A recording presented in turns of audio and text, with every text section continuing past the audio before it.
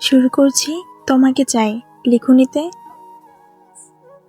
নুসরাত জাহান মিথিলা, পর্ব সংখ্যা 15। লিসি বেশ কিছুক্ষণ ওইভাবেই দাঁড়িয়ে আছে, কিন্তু ক্রিসের কোনো নড়াচড়া নেই, যেটা দেখে একটু বিরক্ত স্বরে লিসি বলে উঠল, এখানে খাম্বার মতো দাঁড়িয়ে না থেকে এখানে এসে খেয়ে নিন, না খেলে খাবার আবার ঠান্ডা হয়ে যাবে। লিসির কথায় ক্রিস তার দিকে তাকায়, কিন্তু কোনো কথা বলে না। ক্রিস এসে বিছানায় বসে, কিন্তু চামচ তুলে নিল না। চোখে কিছুই নেই, বাচ্চাদের মতো খেতে চায় না সে।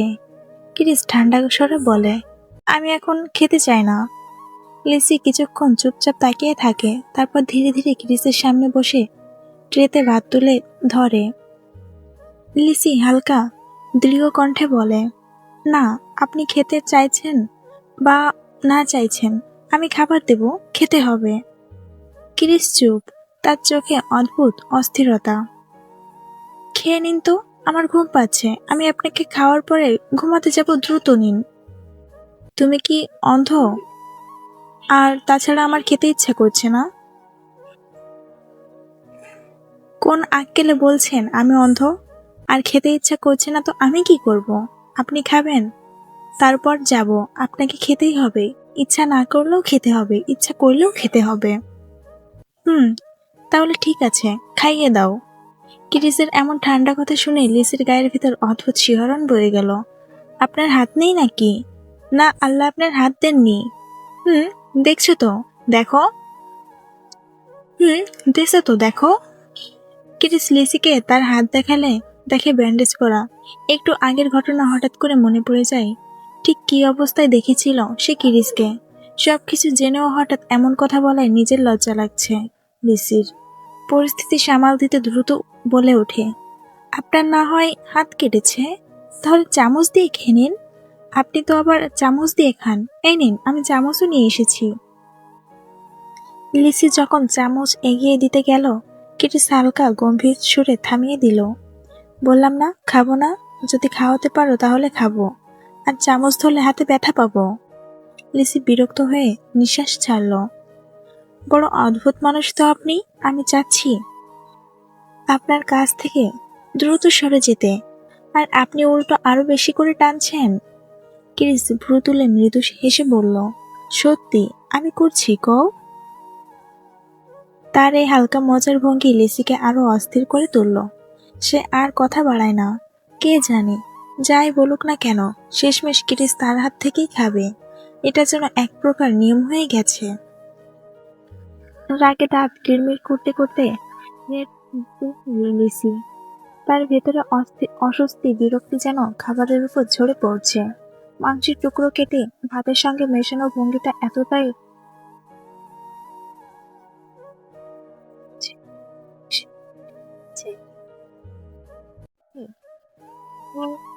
এক ধরনের শান্ত হাসি, যেন এই মুহূর্তটা উপভোগ করছে সে।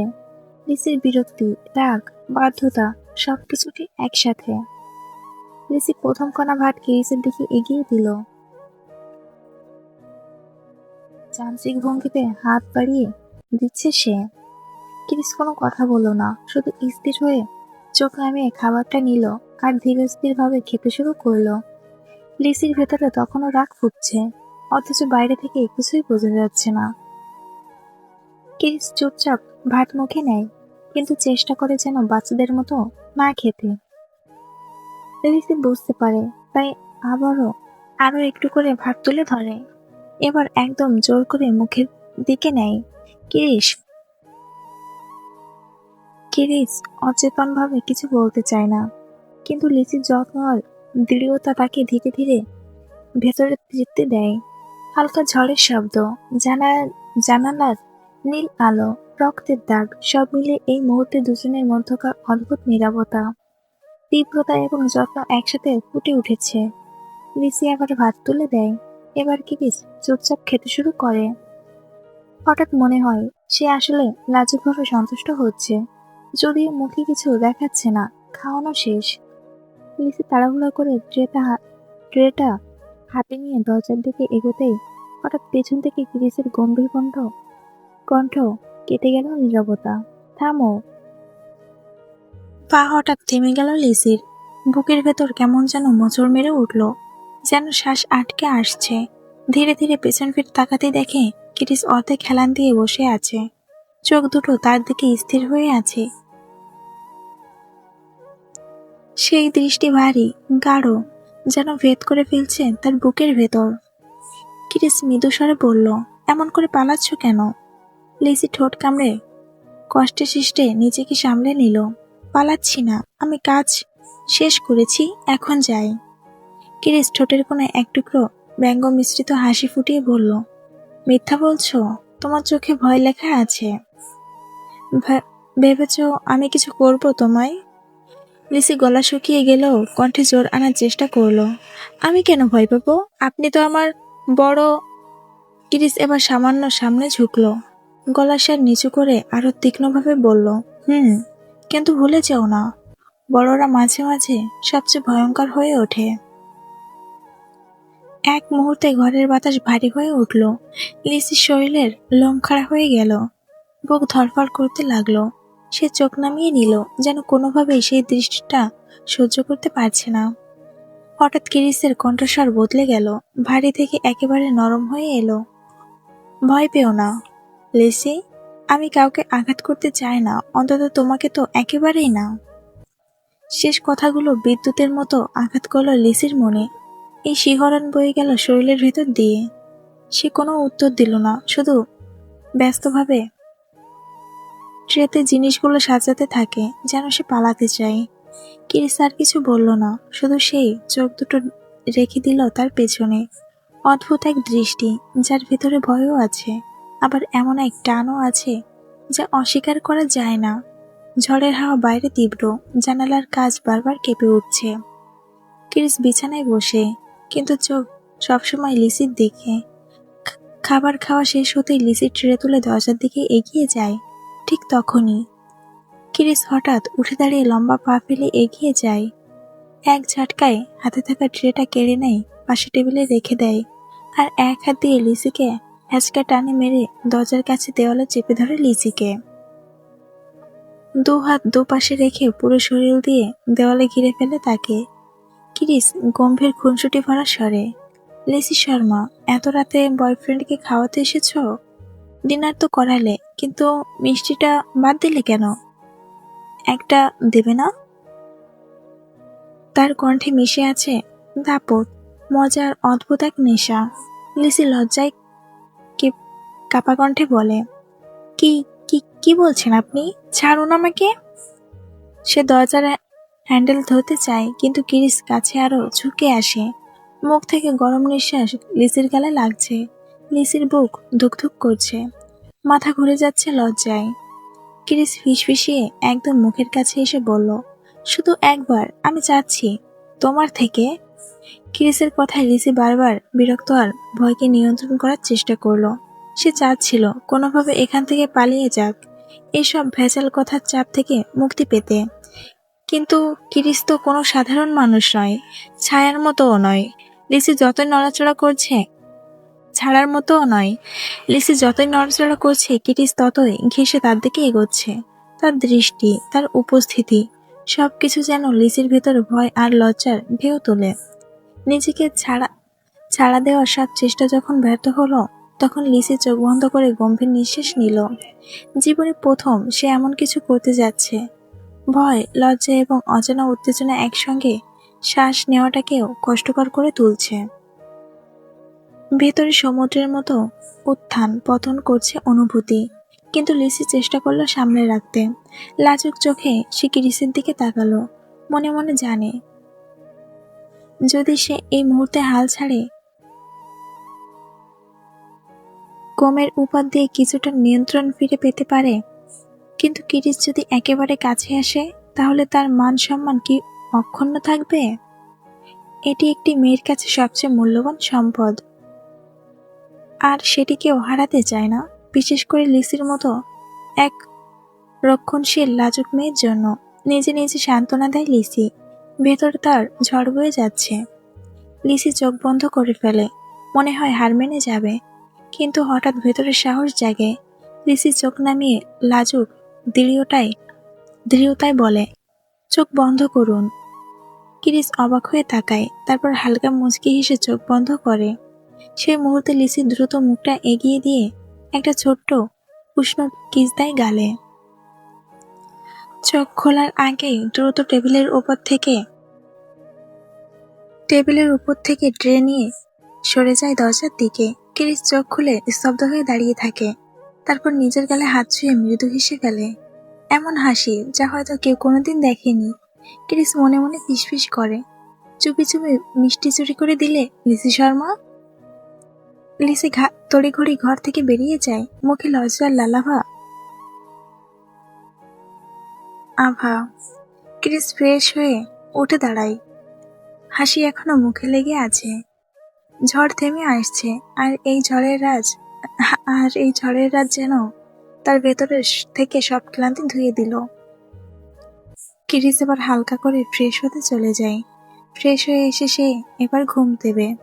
অন্যদিকে লিসি নিচে নেমে ট্রেটা রান্নাঘরে রেখে আসে। তারপর হলরুমে যাদের ঘুম টলমল অবস্থা তাদের একে একে ডেকে তোলে। সবাই আধো ঘুম চোখে যে যার ঘরের দিকে গিয়ে শুয়ে পড়ে। এবার লিসিও আরবের পাশে শুয়ে আছে, চোখ প্রচন্ড ঘুম। তবুও জানি না কেন লিসির ঘুম আসছে না। বারবার মনে পড়ছে একটা ঘটনার কথা।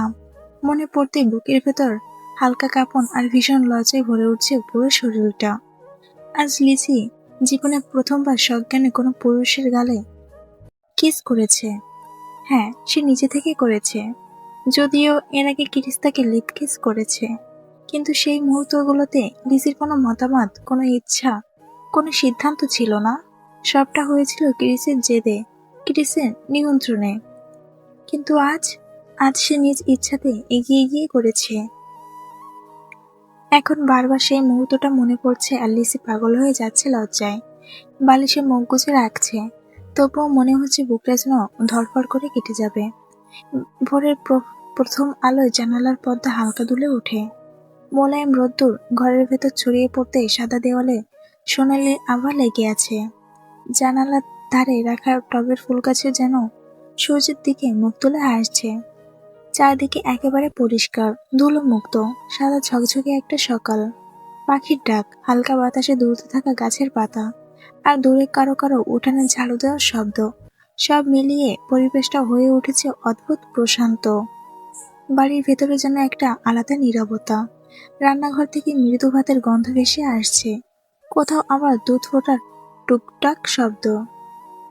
বারান্দায় রাখা কাপড়গুলো ভোরের শিশিরে হালকা ভিজে আছে, সোনালি আলোয় সেগুলো চকচক করছে। এমন সকাল যেন মনে করিয়ে দেয় এখানে কোনো দুশ্চিন্তা নেই, কোনো কোলাহল নেই, শুধু একেবারে নতুনভাবে শুরু করার সুযোগ। পাখির ডাক আর হালকা বাতাসে গাছের পাতা মৃদু নড়াচড়া, একেবারে শান্ত সকাল।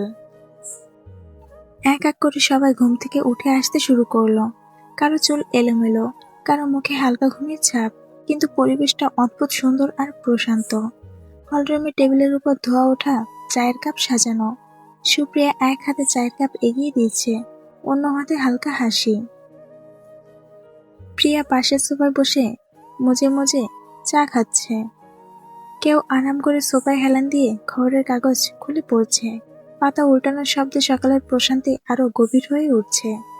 আবার কেউ চুপচাপ চা হাতে নিয়ে জানালার দিকে তাকিয়ে আছে। বাইরে রোদ্দুরে ঝলমল করা বাগান দেখতে দেখতে চুমুক দিচ্ছে। হাসি আড্ডা নেই, হট্টগোলও নেই, শুধু একেবারে ঝকঝকে সাদাসিধে একটা সকাল, যেখানে প্রতিটা মুহূর্ত নতুন দিনের শুরু মনে করিয়ে দিচ্ছে। কিছুক্ষণ পরই একে একে সবাই ঘুম জড়ানো চোখে নিচে নামলো। কেউ হাই তুলছে, কেউ আবার আধো ঘুমে চোখ ডলছে। সকালের আলো তখনও পুরোপুরি উজ্জ্বল হয়নি, অথচ বাড়ির ভেতরটা যেন আগের রাতের হাসি ঠাট্টার রেশ টেনে নিয়ে চলছে। রিহান মাত্রই নিচে এসেছে। অন্যদিকে কাবির সকাল সকাল বেরিয়ে গেছে অফিসে। কাবির যে এত ভোরে উঠবে সেটা কেবল তখনই হয় যখন ক্রিস তাকে ডেকে তোলে। দুই ভাইয়ের সে গভীর সকালের রুটিন, নাস্তা করে একসাথে অফিসে যাওয়া। আজও ঠিক তাই হলো।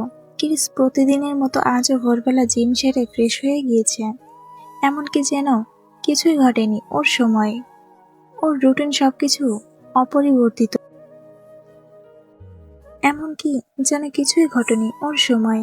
ওর রুটিন সবকিছু অপরিবর্তিত। বাড়িতে এখন কেবল রিহান আছে। আজ দশবধানে তার শ্বশুরবাড়ি যাওয়ার দিন। একই সাথে নুসরাত হিয়া আজকে নিজেদের বাড়ি ফিরবে। তিশা আর লিজাও যাবে তাদের সাথে। শেষবারের মতো সকালের এই সময়টাকে সবাই হালকা মজায় কাটাচ্ছিল। কথায় কথায় খুনসুটি ঠাট্টা, চাপা অন্তর মুহূর্তগুলো যেন চোখে লেগে থাকে। মনে হচ্ছিল হয়তো আর কোনোদিনই সবাই একসাথে এমনভাবে মিলতে পারবে না। রায়চৌধুরী বাড়িতে প্রায় অনুষ্ঠান হয়, উৎসব লেগেই থাকে। কখনো পিকনিক, কখনো ছোট ছোট পার্টি। তবুও এই সকালের হাসিখুশি পরিবেশ, একসাথে থাকার উষ্ণতা, এটা হয়তো আর ফিরবে না। চা বিস্কুটের হালকা আড্ডা শেষে সকালের নাস্তার টেবিলে সবাই বসলো। কথোপকথনের মাঝে বারবার উঠে আসছিল চলে যাওয়ার প্রসঙ্গ। শেষ টুকরো নাস্তা শেষ হতে একে একে সবাই ব্যাগ গোছানো শুরু করলো। তারপর একে একে বিদায়। কেউ গাড়িতে উঠছে, কেউ দরজা পর্যন্ত এগিয়ে দিচ্ছে। বাড়িটার ভেতরটা মুহূর্তে ফাঁকা হয়ে গেল। সেদিন বিয়ের আগের ভিড়ভাট্টা দিনটার মতোই, তবে এবার উল্টো দিকে। সেদিন সবাই এসেছিল, আর আজ সবাই চলে যাচ্ছে। রিহান মায়ের কাছে গিয়ে দোয়া নিল। পরিবারের অন্য সবার কাছ থেকেও শুভকামনা নিয়ে সে রওনা হলো। আজ তার প্রথম শ্বশুরবাড়ি যাওয়া, বিয়ের পরে আনুষ্ঠানিক জামাই আপ্যায়ন। যতটা না দায়িত্ব, তার থেকেও বেশি কৌতূহল, আনন্দ আর এক অদ্ভুত উত্তেজনা নিয়ে রিহান বেরিয়ে গেল। প্রায় 9টা। বাড়িটা এখন বেশ ফাঁকা ফাঁকা, নির্জন। মির্জা বেগম, আনোয়ার আর আনারুল এই তিনজনে গার্ডেনের গাছের ছায়ায় বসলো। হালকা গল্প করছে, আড্ডা চলছে। পাশে সুপ্রিয়া আর প্রিয়া মাঝে মাঝে অন্যদের কথায় মন মন দিচ্ছে, আবার নিজেরা নিজেদের মতো গল্পে ডুবে যাচ্ছে। মেয়েরা ফুল বাগানের দিকে বসে আছেন। কদম ফুলের ছায়ার তলে সবাই শান্ত। বাড়িটা যেন আগের রাতের উৎসবের কোনো ছাপ না রেখে আগলা হয়ে পড়েছে। চারপাশে ফুলের ঘ্রাণ মোমোর মতো ছড়িয়ে আছে। বাতাসে সে সুবাস মিশে মেজাজকে নরম করে দিচ্ছে। লিসি চুপচাপ বসে এই সবটা দেখছে, চোখে স্নিগ্ধতা, ভেতরে এক অজানা শীতলতা। অজানা কিছু ফুলের নাম সে জিজ্ঞাসা করে, কৌতূহল শিশুর মতো উঁকি দেয়। বাগানের সবচেয়ে আকর্ষণীয় জিনিসটা হলো গিরিসের ঘরের ব্যালকনির বরাবর লাগানো টিউলিপের বাগান। রঙে রঙে অসংখ্য টিউলিপ, লাল, হলুদ, গাঢ় বেগুনি, প্রতিটি যেন আলাদা নাচছে। কাউকে বললেই জানে না ঠিক গিরিস কত টাকা খরচ করেছে। কথা আছে, এখনকার মাটিতে এই ফুল ভালো হয় না বলেই বিদেশ থেকে মাটি আর স্পেশাল টিউলিপ বাল্ব আনা হয়েছে। নিজ হাতে বাগানের জন্য মাটি তৈরি করেছে। বালি, জৈব সার, মাটি একদম মিশ্রণ করে যেন ইউরোপের মাটির মতো হয়। বাগানের উপর আলাদা কাঠামো বানিয়েছে যাতে সূর্যের তাপ সরাসরি না লাগে, বরং হালকা আলো এসে ফুলে পড়ে। টিউলিপ টিউলিপ ফুটবার আগে প্রতিদিন সকালে গিরিস নিজের চোখে পানি দেয়।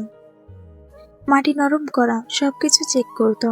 গিরিসের এমন ব্যবহার হাস্যকর যেমন মনে হতে পারে, তেমনি বোধহয় গিরিসের জন্য এটা ছিল অনায়াসে করার মতো। ফুলের পেছনে যতটা যত্ন, ততটাই তার পরিচয়। এই বাগান নিজ থেকেই গুছিয়ে রাখে না, গিরিস রায়চৌধুরী নিজে অনুশীলন রাখে, দেখে। তাই তো সবকিছুই নিখুঁত, খুঁত বের করা মুশকিল।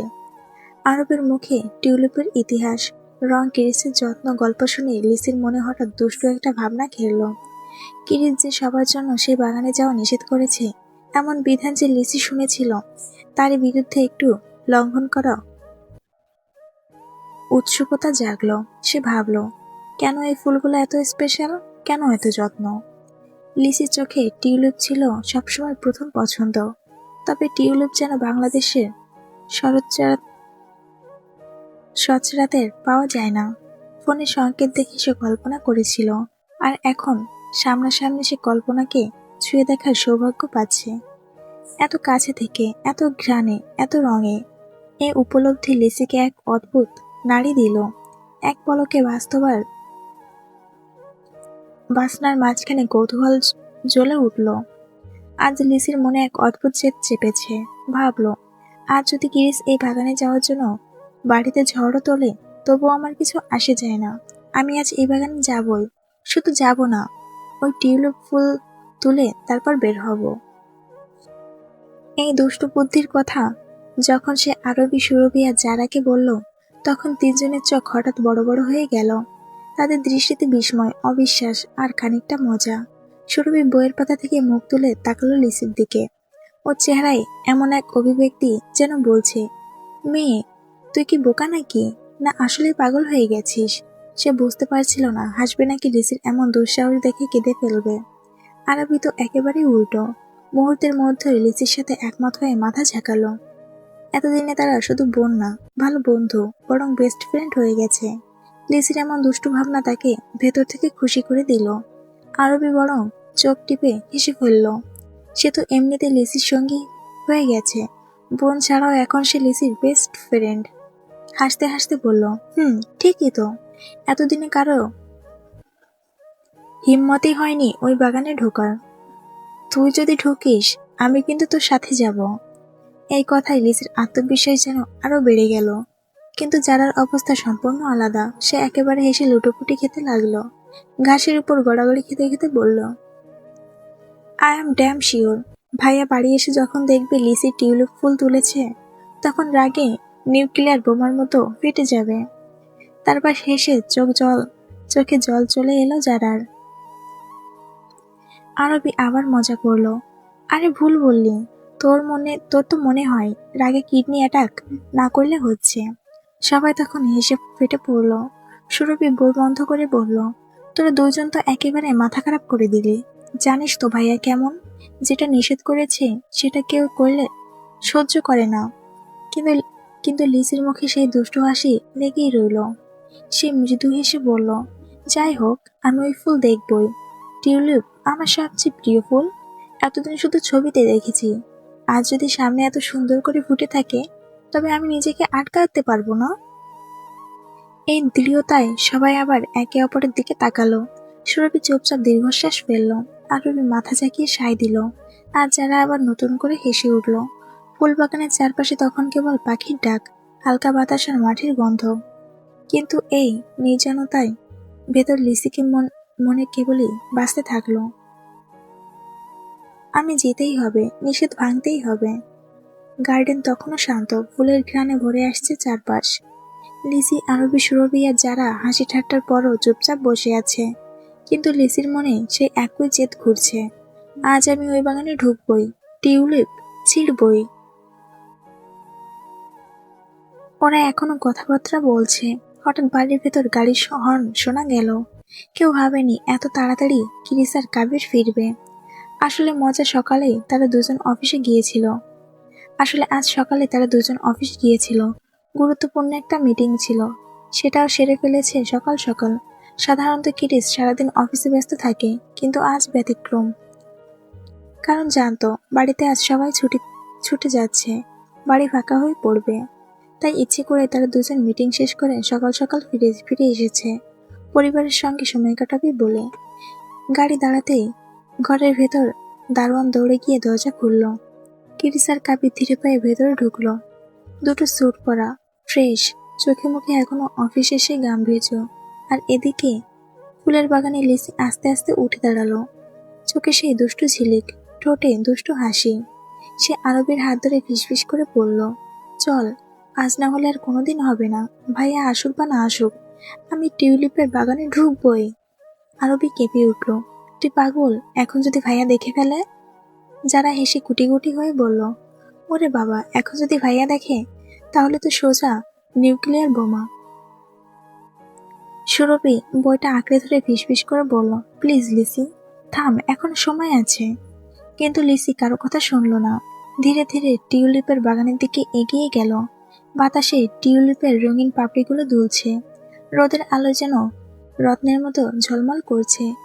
লিসির হৃদস্পন্দন দ্রুত হতে লাগলো। এক অদ্ভুত উত্তেজনায় সে হাত বাড়ালো একটা ফুল ছিঁড়বে বলে। ঠিক সেই মুহূর্তে পেছন থেকে ভারী বুটের শব্দ। সবার শরীর হিম হয়ে গেল। আরবি, সুরভি, যারা তিনজন একসাথে চুপ মেরে গেল। ধীরে ধীরে ঘুরে দাঁড়াতে দেখে কিরিস দাঁড়িয়ে আছে, চোখে কঠিন দৃষ্টি, ঠোঁট শক্ত হয়ে আছে। এক হাতে অফিস ফাইল, অন্য হাতে স্যুটের বোতাম খোলা। মনে হচ্ছে যেন অফিস থেকে ফেরেনি, যুদ্ধক্ষেত্র থেকে ফিরে এসেছে। তার দৃষ্টি সোজা লিসির দিকে, আর লিসির হাতে তখন টিউলিপের কোমল ডাটা। টিউলিপের ডাটায় লিসির আঙুল ছুঁই ছুঁই করছে। চারপাশে বাতাস যেন হঠাৎ ভারী হয়ে উঠল। আরবি সুরভি যারা তিনজনই নিঃশ্বাস আটকে তাকিয়ে আছে। পেছন থেকে হঠাৎ গম্ভীর স্বরে ভেসে এলো, নাইস ট্রাই। লিসির শরীর জমে গেল। ধীরে ধীরে ঘুরে দাঁড়াতেই দেখলো কিরিস দাঁড়িয়ে আছে, চোখ দুটো তীক্ষ্ণ, ঠোঁটের কোণে এক চাপা হাসি, যেন রাগ আর মজা মিলেমিশে আছে। কবিরের পাশে দাঁড়িয়ে আছে কবির পাশে দাঁড়িয়ে আছে, কিন্তু সেও হেসে মাথা নাড়াচ্ছে। কিরিস এক পা করে এগিয়ে এলো, সবার দিকে না তাকিয়ে সরাসরি লিসির সামনে এসে দাঁড়ালো। কয়েক মুহূর্ত নীরবতা, চারপাশে পাখির ডাক, বাতাস, ফুলের গন্ধ যেন একেবারে থেমে গেল। তারপর নিচু গলায় বলল, এটা তো নিশ্চয়ই শুনেছ বা জানো এ বাগানে ঢোকা মানা, তবুও কেন? লিসির চোখ নামিয়ে ফিসফিস করে বলল, আমি শুধু টিউলিপটা টিউলিপটা কাছ থেকে দেখতে চেয়েছিলাম। ক্রিসের ভ্রু কুচকে গেল, কিন্তু চোখে রাগের চেয়েও বিস্ময় আর মৃদু স্নেহ বেশি। দেখার জন্য ফুল ছিঁড়তে হয় না লিসি, এসব শুধু ফুল না, এগুলো আমার নিজের হাতে বানানো একটা স্বপ্ন। আর সেই স্বপ্ন ভাঙতে বসেছিলে? আরবি ভয়ে ভয়ে বলল, ভাইয়া আসলে আমি। কিরিস হাত তুলে থামিয়ে দিল, চোখ সরালো না লিসির দিক থেকে। হঠাৎ হালকা হেসে বলল, একটা জিনিস জানো, এই পৃথিবীতে আমি সবকিছু নিখুঁতভাবে গুছিয়ে রাখতে পারি, কিন্তু তোমার মতো একটাকে গুছিয়ে রাখা আমার পক্ষে অসম্ভব। এই কথায় সুরভিয়া যারা অবাক হয়ে একে অপরের দিকে তাকালো। কাপি চুপচাপ মুচকি হেসে দূরে দাঁড়িয়ে রইল। লিসের মুখ গরম হয়ে উঠল, গাল লাল হয়ে গেল। সে নিচু গলায় বলল, আমি তো শুধু। কিস তার কথা কেটে দিয়ে নরম সুরে বলল, just don't do it again, okay? তারপর হাত বাড়িয়ে টিউলিপের গাছটা হালকা ছুঁয়ে দিল। চোখে যেন এক মায়া খেলা করছিল, রাগ নয়, বরং যত্নের ভারী চাপা অনুভূতি। লিসি চুপচাপ দাঁড়িয়ে রইল, আর বাকিরা আরবি যারা সুরভি তিনজনই মনে মনে ভাবল, আজ বোধহয় বোমা ফাটেনি, কিন্তু বিস্ফোরণের গরম হাওয়া সবাই ছুঁয়ে গেল। কিরিসের কড়া দৃষ্টির চাপটা আস্তে আস্তে হালকা হলো, ঠোঁটের এক কোণে দুষ্টু হাসি খেলল। লিসি তখনও চুপচাপ মাথা নিচু করে দাঁড়িয়ে আছে, যেন স্কুলের হেডমাস্টারের সামনে অপরাধী ছাত্র। কিরিস একবার ফুলের দিকে তাকালো, তারপর লিসির দিকে নিচু গলায় বলল, তাহলে টিউলিপ ছিঁড়ে আমার মাথার উপর বোমা ফাটানোর প্ল্যান করছিলে? যারা সাথে সাথে হেসে উঠল, আমি তো বলেছিলাম নিউক্লিয়ার বোমা ফাটবে। আরবি আবার চোখ দিল, আমি বলেছিলাম কিডনি অ্যাটাক। কিরিস চোখ সরু করে ওদের দিকে তাকালো, ভালোই চলছে, তোরা সবাই মিলে কনসিপ্রেসি করছিলি তাই না? সুরভি তাড়াতাড়ি বইটা মুখে লাগিয়ে হেসে ফেলল। লিসি লজ্জায় চুপ, মুখ একেবারে লাল। কিরিস আবার ধীরে ধীরে লিসির কাছে ঝুঁকলো, ফিসফিস করে বলল, জানো তো, আমার একটাই খারাপ অভ্যাস, যেটা আমার, সেটা অন্য কেউ ছুঁলে আমি সহ্য করতে পারি না, ফুল হোক বা। কথাটা শেষ না করে দাঁড়িয়ে গেল, দৃষ্টিটা সরাসরি লিসির চোখে আটকালো। লিসির বুকের ভেতর তখন ধুকপুকানি শুরু। বাকিটা চুপ করে একে অপরের মুখ চাড়াচাড়ি করছে। হঠাৎ কিরিস হেসে উঠল, আচ্ছা একটা কথা বলো তো লিসি, যদি টিউলিপ ফুলটা এত পছন্দ, তাহলে তোমার জন্য আলাদা একটা বাগান বানিয়ে দিব, কেমন? লিসি তাড়াতাড়ি মাথা নাড়ল, না দরকার নেই। কিরিস চোখ টিপে হেসে বলল, ও বুঝেছি, মানা করার জিনিসটাই তোমাকে বেশি টানে, তাহলে সাবধান, পরের বার যদি দেখি, শাস্তি কিন্তু এই ফুল ছিঁড়ার চেয়েও কঠিন হবে। আরবি যারা সুরভি তখন আর ধরে রাখতে পারল না, হাসিতে ফেটে পড়ল। লিসি দাঁত কামড়ে চোখ নামিয়ে চুপ করে রইল। কিরিস পাশ কাটিয়ে হেঁটে চলে গেল, তবে মুখে দুষ্টু হাসিটা লুকাতে পারল না। অফিস থেকে ফিরায় দুজনে একটু হলেও ক্লান্ত, তাই কিরিস আর কাবির একসাথে ঘরে চলে গেল। সকাল থেকে মিটিং, অফিসের টেনশন, তাই দুজনেই ভাবলো আগে ফ্রেশ হয়ে নেওয়া যাক। কিছুক্ষণ পরে দুজনেই ড্রেস চেঞ্জ করে ঘরের আরামদায়ক পোশাক পরে বের হলো। ড্রয়িং রুমে গিয়ে বসতে আনোয়ার উদ্দীপ্ত ভঙ্গিতে জিজ্ঞাসা করল, তাহলে বলো কেমন চলছে? ড্রয়িং রুমে গিয়ে বসতে আনোয়ার উদ্দীপ্ত ভঙ্গিতে জিজ্ঞাসা করলেন, তাহলে বলো, কেমন চলছে অফিসের অবস্থা? নতুন প্রজেক্টের খবর কি? কিরিস হালকা ভঙ্গিতে বলল, সবকিছু চলছে ঠিকঠাক, তবে কিছু চাপ তো আছেই। নতুন কন্ট্রাক্ট নিয়ে কয়েকদিন খুব টেনশনে ছিল, কিন্তু এখন সব সেট হয়ে গেছে। কাবিরও যোগ দিল। হ্যাঁ, আর ফাইন্যান্সিয়াল রিপোর্টও ভালো অবস্থা আছে। বিদেশ থেকে যে টিম আসছিল তাদের সাথেও মিটিং শেষ। আনোয়ার আগ্রহ নিয়ে শুনে যাচ্ছিলেন, মাঝে মাঝে প্রশ্ন করেছেন, পরামর্শ দিচ্ছেন। ঘরে এক ধরনের কাজের আবহাওয়া তৈরি হলো, তবে সেটা একদম হালকা, পারিবারিক টোনে।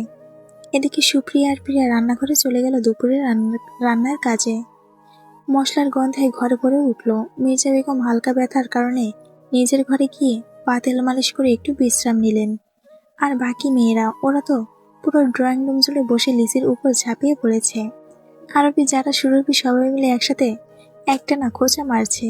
কেউ গোতাচ্ছে, কেউ খিলখিল করে হাসছে, কেউ আবার ইশারা করছে।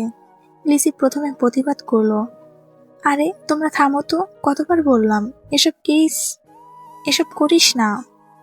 কিন্তু তাতে কে শোনে? যারা সঙ্গে সঙ্গে বলল, এই চেহারাটা তো একদম লাল টিউলিপের মতো হয়ে গেছে। সুরভি আবার টেনে বলল, এই লাজুক চাহনি দেখে মনে হচ্ছে কেউ কিছু বললেই কেঁদে দেবে। সবাই আবার হেসে উঠল।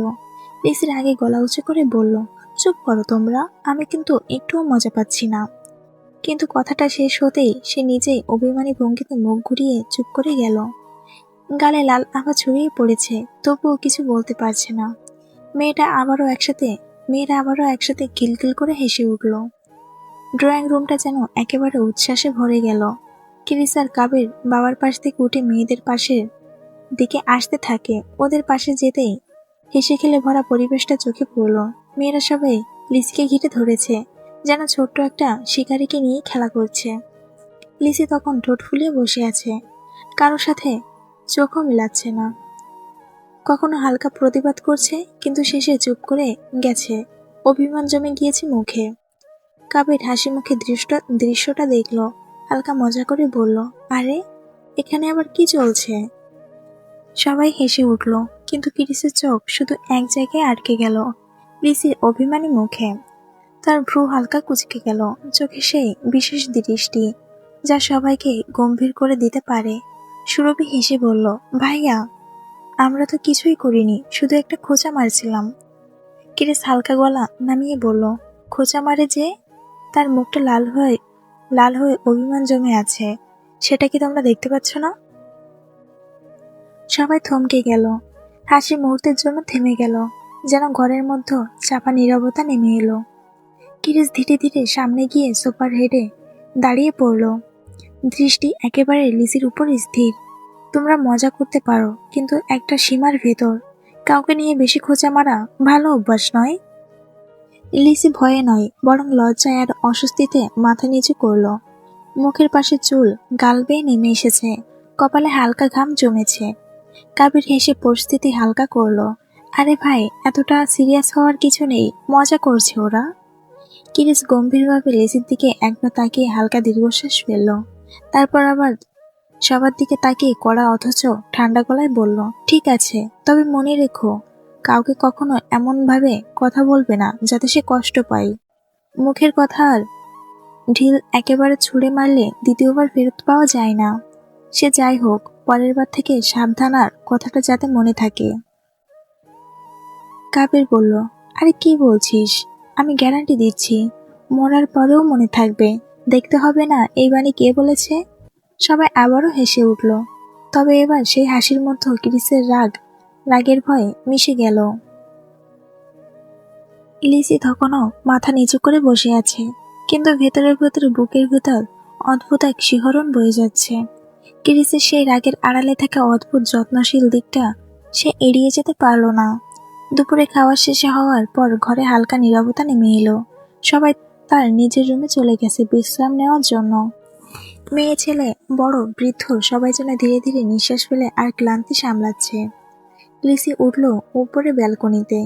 নীরব বাতাস, দুপুরের রোদ আর চারপাশে টিউলিপের রঙিন পাপড়ি, সব মিলিয়ে এক অদ্ভুত শান্তি। সে ফুলগুলোর দিকে তাকিয়ে মনে মনে ভাবল, এত সুন্দর, এত যত্নে কিরিস এগুলো দেখাশোনা করে। সত্যি কি এত ভালোবাসা আর যত্ন মানুষ দিতে পারে? লিসির চোখ যেন উচ্ছ্বাস আর নরম অনুভূতির খেলা। হঠাৎ পেছন থেকে ধীরে পায়ে কেউ এগোচ্ছে। লিসি না করে বুঝতে পারল সেই ব্যক্তিই যে, যাকে দেখে তার হৃদয়ের ভেতরে ভেতরে উষ্ণ হয়ে ওঠে। কিরিস ধীরে ধীরে লিসির কাছে এলো, হাতে রঙিন রঙিন টিউলিপের ফুলের ছোট্ট বালতি। তার চোখে সেই দৃষ্টি গম্ভীর, শান্ত, তার ভেতরে ভেতরে অদ্ভুত যত্নময়। এইগুলো তোমার জন্য। কিরিস হালকা হাসি নিয়ে এগুলো লিসির হাতে ধরিয়ে দিল। লিসি অবাক হয়ে চোখ বড় করলো। আপনি? কিরিস মাথা নাড়িয়ে হালকা বলল, হ্যাঁ, দেখো, মনে হলো আজ তুমি উপরে ব্যালকনিতে বসে আছো, তাই মনে করলাম এই ফুলগুলো তোমার জন্য নিলে ভালো হবে। চাইলে একটুখানি গন্ধও নিতে পারো। লিসি হাত নড়াচড়া উঠল। ছোট্ট আনন্দে মুখখানা লজ্জায় রং। ফুলগুলো হাতের মধ্যে নিখুঁতভাবে সাজানো, রঙিন পাপড়িগুলো যেন নিজেদের সৌন্দর্য ছড়িয়ে দিচ্ছে। আপনি, ফুলগুলো অনেক সুন্দর। লিসি কণ্ঠে হালকা কণ্ঠস্বর, চোখে উজ্জ্বলতা।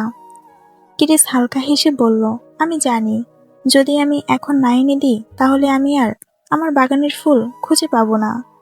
লিসি একটু চোখ ছোট করে তাকিয়ে থাকে কিরিসের দিকে, তারপর ফিসফিস করে বলল, ধন্যবাদ। কাব্যিক মুহূর্ত। ব্যালকনির বাতাসে ফুলের ঘ্রাণ, রঙিন পাপড়ি, আর দুজনের চোখে মিলনের শান্তি। ফুল হাতে নিয়ে লিসি আর কিরিস দুজনে কিছুক্ষণ নিঃশব্দে বসে থাকলো। দুপুরে সেই ক্লান্তি যেন এক মুহূর্তে উড়ে গেল। ভেতরে ভেতরে উষ্ণতা, শান্তি আর দুষ্টু খুনসুটি মিলে আছে, যা কেবল দুজনেই বুঝতে পারছে। লিসি ধীরে ধীরে টিউলিপের ফুলগুলোকে কাছের দিকে তুলল। হালকা বাতাসে ফুলের মিষ্টি ঘ্রাণ ভেসে এলো। সে চোখ বন্ধ করে শান্তির সঙ্গে ফুলের গন্ধ নিল। মনের ভেতর অদ্ভুত আনন্দ, এক ধরনের কোমল উত্তেজনা। কিরিস তখন পাশে দাঁড়িয়ে তাকিয়ে আছে, ভেতরে ভেতরে হাসি আর মৃদু খুনসুটি মিশে আছে। হালকা গলায় বলল, ভালোভাবে দেখ দেখা তো হলো, কিন্তু এখন নিচে নেমে বাগানে গিয়ে হাত দিয়ে টানতে চেয়েছিলে না তো? লিসি হঠাৎ চমকে চোখ খুলল। আমি আমি শুধু ঘ্রাণ নিচ্ছিলাম। কিরিস ধীরে ধীরে ফুলের দিকে আঙুল স্পর্শ করলো। শুধু ঘ্রাণ নিবে, কিন্তু আমি তো জানি তোমার দুষ্টুর দিকও আছে। লিসি লজ্জা পেয়ে চোখ নামালো, হালকা অভিমানী ভঙ্গি। কিছুই না, আমি ওই রকম নই। কিরিস হালকা হেসে বলল, ওহ না, তাহলে ওই টিউলিপগুলো কি চুরি করে নেওয়ার পরিকল্পনা ছিল? লিসি গাল লাল হয়ে চুপ হয়ে গেল। ক্রিস হাত বাড়িয়ে হালকা টিউলিপের গুলো তার হাতে ধরিয়ে দিল। ঠিক আছে, এবার থেকে শুধু দেখবে আর ঘ্রাণ ছিড়বে না। তবে মনে রেখো, যদি আবার দুষ্টুমি করতে চাও আমি দেখছি, আর যদি ফুলগুলো নিতে চাও তাহলে আমাকে বলবে। লিসি হালকা হাসি দিল, চোখে উজ্জ্বলতা। ফুলগুলো হাতের মধ্যে নরম, রঙিন পাপড়িগুলো যেন তার খুশি আরো বাড়িয়ে দিচ্ছে। ক্রিস পাশ কাটিয়ে হেঁটে গেল, কিন্তু চোখের দৃষ্টি লিসির দিকে রেখে হালকা খুনসুটি মুডে বলল, ভালো লাগছে তো? সবকিছু ঠিকঠাক? লিসি নিঃশব্দে মাথা নেড়ে উত্তর দিল, হ্যাঁ, সব ঠিক আছে। বেলকনির বাতাসে টিউলিপের ঘ্রাণ, রঙিন পাপড়ি আর দুজনের ছোট্ট খুনসুটি মুহূর্ত মিলেমিশে নিঃশব্দে শান্তি ছড়িয়ে দিল। দুজনেই জানতো এই শান্তি আর মজা একেবারে অস্তন্ত্র, শুধুই তাদের জন্য। লিসি কিছুক্ষণ বেলকনিতে দাঁড়িয়ে ফুলের সৌন্দর্য আর ঘ্রাণে মগ্ন থাকলো। হাতে রঙিন টিউলিপ, চোখে উজ্জ্বলতা, বাতাসে ভেসে আসা ফুলের ঘ্রাণ যেন তার ক্লান্তি মুছে দিচ্ছিল। কিছুক্ষণ পর সে ধীরে ধীরে ঘরের ভেতর দিকে হাঁটতে লাগলো, ফুলগুলো হাতে ধরে মনে মনে ভাবছে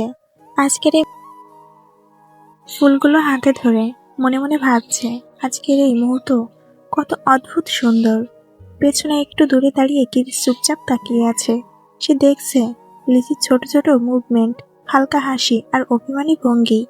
ভেতরে ভেতরে মনটা উষ্ণ হয়ে যাচ্ছে, কিন্তু মুখে কোনো প্রকাশ নেই, শুধু তার চোখের গভীরে একটা অদ্ভুত শান্তি আর খুনসুটি আবেশ ফুটে উঠছে।